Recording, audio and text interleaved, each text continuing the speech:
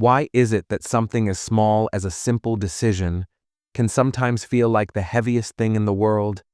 We sit with it. We go over it again and again. We make lists, ask for advice, think it through from every possible angle, and still we freeze.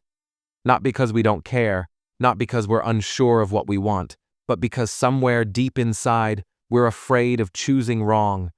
We rarely talk about the quiet weight of indecision, that invisible fear that keeps us stuck, desperate to move forward, but too scared to take the first step.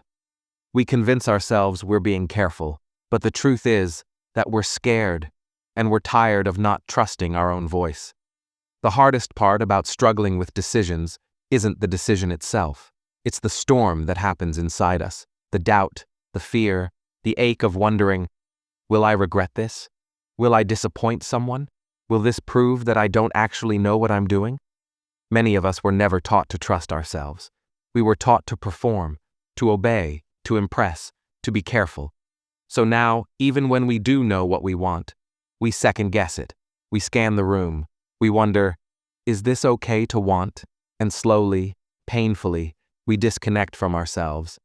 Because when we stop trusting our instincts, even living starts to feel like walking on glass. This isn't just about logic. It's emotional. It's historical. It's deep. Many of us grew up in homes or environments where being wrong meant being punished, where questioning things wasn't allowed, where we were made to feel small, even when our hearts were big. So now we hesitate. We don't want to get it wrong again. We don't want to be blamed. We don't want to feel that familiar sting of shame, the one that whispers, "See, you're not cut out for this." Sometimes the loudest voice in our heads isn't even ours. It's a parent, a teacher, a memory, still echoing in moments where we need the most self-compassion. Indecision doesn't just happen in the mind, it hurts in the heart. We feel torn in two. Part of us knows, part of us always knows. But the other part? It's terrified of the consequences. We play out worst-case scenarios in our heads. We imagine all the ways it could go wrong. We get stuck in loops that leave us exhausted. And it's so easy to shame ourselves for that, to say, why can't I just pick something and go? But what we really need is gentleness. Because behind all that overthinking is a younger version of us, just trying to feel safe. Here's something beautiful. Self-trust can be rebuilt, not in one big moment, but in hundreds of tiny ones. And it starts here, with us. We begin by pausing and listening. Before we ask anyone else, we ask ourselves, what do I feel in my body right now? What feels calm? What feels tight? What decision gives me peace, even if it scares me? We release the myth of the perfect choice. We remind ourselves, there's rarely one right decision.